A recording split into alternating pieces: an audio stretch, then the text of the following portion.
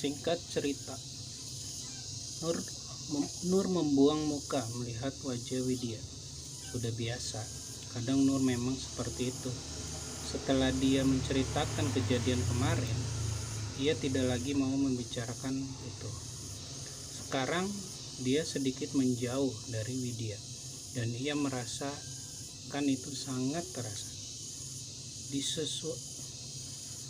Di suasana tegang itu, hanya Bima yang mencoba mencairkan suasana. Wis talah, kok kakung ini sih, sudahlah kok canggung gini. Bima menggandeng Widya, menyuruh masuk rumah. Awakmu pegel kan? Kamu pasti capek kan? Tidak beberapa lama, Wahyu sudah datang. Ia masuk rumah. Tanpa membuang-buang waktu, alih-alih ia istirahat, Wahyu dengan suara menggebu-gebu bercerita kalau baru saja mengalami kejadian tidak mengenakan atas insiden motor.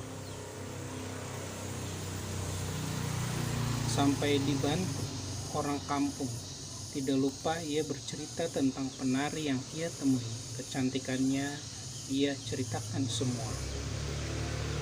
Bukan sambutan yang Wahyu dapat, tetapi tatapan kebingunganlah yang pertama Wahyu lihat. Raonon desa meneh neng kene.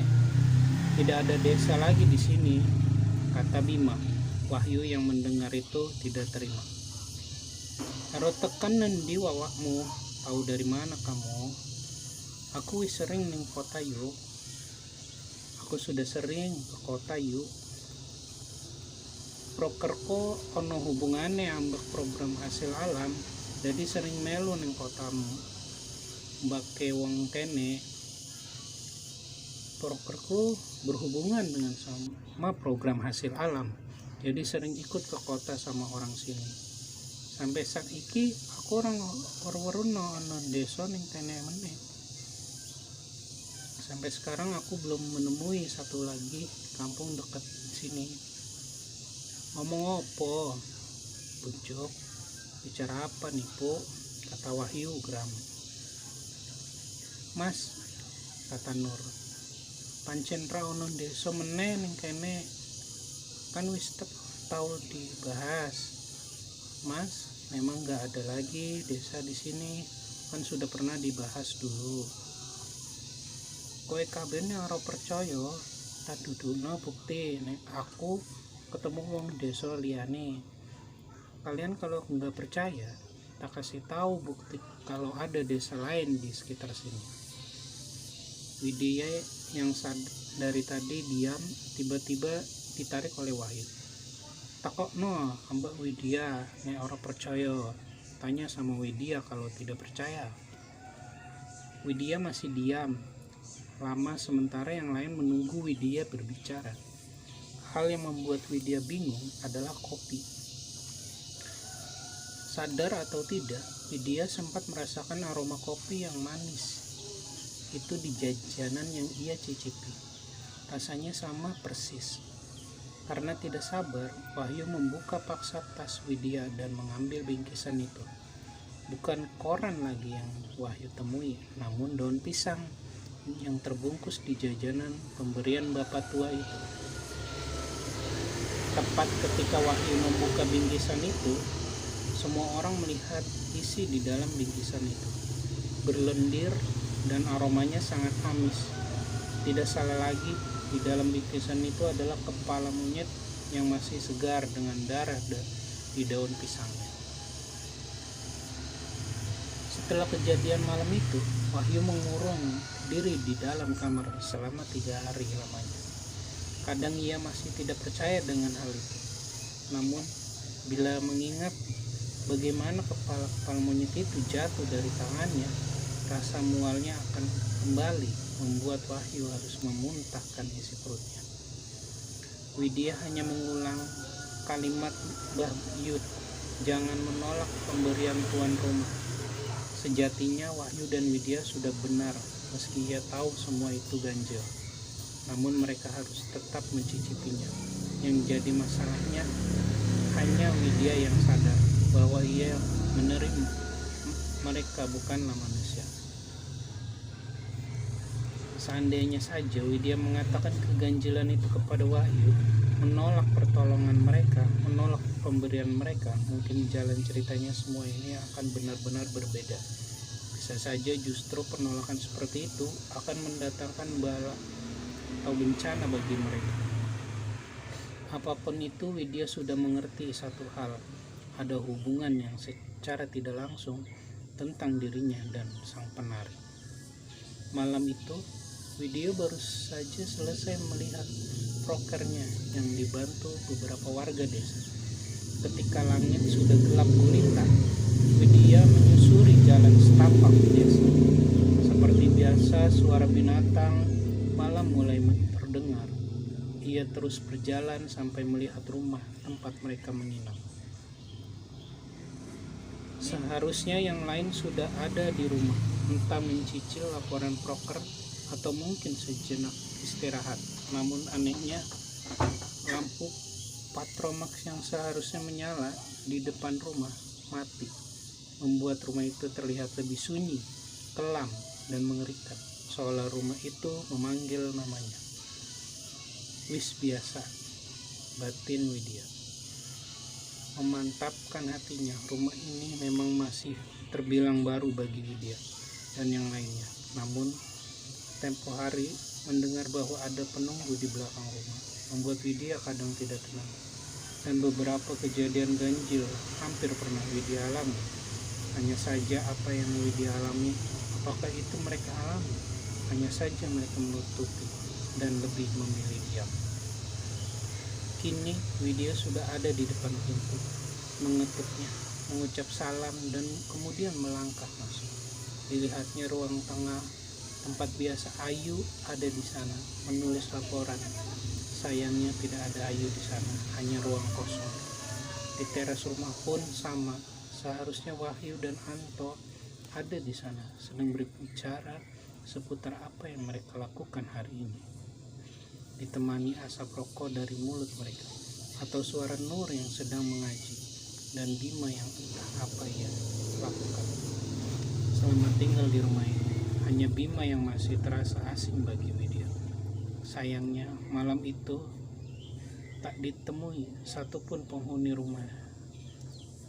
Apakah Widya terlalu sore untuk pulang, sedangkan yang lain masih sibuk mengurus proker mereka masing-masing bersama warga? Entahlah, Widya bersiap masuk ke kamar saat sekelebat perasaan tak nyaman itu muncul. Perasaan seolah ada yang mengawasi entah dari mana dan menimbulkan rasa berdebar di dada. Ketika suara tawa ringkih terdengar dari pawon atau dapur rumah, saat itulah Widya yakin sesuatu ada di sana. Sesuatu yang bukan lagi hal baru, ia harus memeriksanya. Ketika Widya menyimak tirai, dia melihat Nur duduk di sebuah kursi kayu, matanya menatap lurus tepat di Widya berdiri. Ia masih mengenakan mukena putihnya, seolah-olah dia baru menunaikan sholat dan belum meninggalkan mukenahnya. Hanya saja kenapa ia duduk diam seperti itu? Nur, ngapain? Kata Widya. Nur masih diam, matanya seperti mata orang yang kosong. Saat itulah Widya melihat Nur menundukkan kepalanya dengan posisi duduk itu. Seakan-akan ia tertidur di atas kursi kayunya, membuat Widya panik dan mendekatinya. Widya menggoyangkan badannya, namun Nur tidak bergeming. Saat Widya mencoba menyentuh kulit wajahnya yang dingin, Nur terbangun dan melotot melihat Widya. Tatapannya seperti orang yang sangat marah. Cah Ayu, anak cantik. Kali itu yang pertama Widya dengar dari Nur. Hanya saja suaranya itu bukan suara Nur. Suaranya menyerupai wanita uzur. Lengking membuat bulu kuduk Widya seketika berdiri. Namun saat Widya mencoba pergi, tangan sudah dicakram sangat kuat. Kerasan nang kene betah tinggal di sini. Widya tidak menjawab sepatah kata pun. Suaranya mengingatkannya kepada neneknya sendiri, benar-benar melengking. Yo opo cahayu wis ngertos Badrawih. Gimana anak cantik, sudah kenal sama penunggu di sini? Widya mulai menangis. Lo Cahayu, ora oleh nangis, nggak apik. Anak cantik nggak boleh menangis, matanya masih melotot. Pergelangan tangan Widya dicengkam dengan kuku jari Nur. Cah lanang sing anteng iku kowe wis kenal lo kali Badarwi. Anak ganteng itu saja sudah kenal sama dia. Nur, ucap Widya sembari tidak bisa menahan takutnya lagi. Suasana di ruangan itu benar-benar baru kali ini bisa membuat Widya setakut itu. Iling Nur, iling, sadar Nur, sadar. Nur tertawa semakin kencang. Tertawanya benar-benar menyerupai tertawa yang membuat Widya diam dan takut. Awakmu gak ngerti sopo aku, kamu gak ngerti siapa aku. Gue pikir nek nggo ono aku cah do black model koncomu sing gowo bolo halus ning kene isok nyeli koi putu ku aku sing jogo Nur sampai sakit tak umbar bolo halus menyedikku putuku. Ngerti? Kamu pikir kalau tidak ada aku, anak nakal seperti temanmu yang sudah membawa penunggu di sini bisa mencelakai cucuku? Aku yang selama ini sudah menjaganya, tidak akan kubiarkan mereka mendekati cucuku. Mengerti? Nyelokoi nopot toba mencelakai bagaimana, Mbak? Cahayu, kancamu siji bakal rais balik nek awakmu ra sadar apa sing bakal kedaden. Tak elingno cah ganteng iku bakal go ciloko nyeret kabeh nang petoko nang desa iki. Anak cantik, satu dari temanmu tidak akan bisa kembali jika kamu belum sadar. Semuanya akan terjadi. Ingatkan anak itu yang sedang membawa petaka. Jika dia dibiarkan, semuanya akan kena batunya di desa ini. Setelah mengatakan itu, Nur teriak keras sekali, lalu jatuh terjerempak. Widya menggotong Nur kembali ke kamarnya, menungguinya sampai ia terbangun dari pingsannya. Dan benar saja, ia tidak tahu kenapa ia bisa tertidur. Mungkin terlalu terbawa ketika sholat.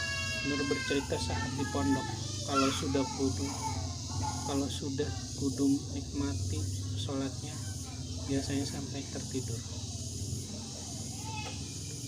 Entah apa yang Widya pikirkan sampai tiba-tiba ia bertanya hal yang Nur paling tidak suka. Sejak kapan bisa lihat begituan? Awalnya Nur salah tingkah itu tidak mau cerita sampai ketika Widya menungguinya. Nur mengatakan sejak mondok ia bisa melihatnya karena memang harus. Goib itu ada, katanya.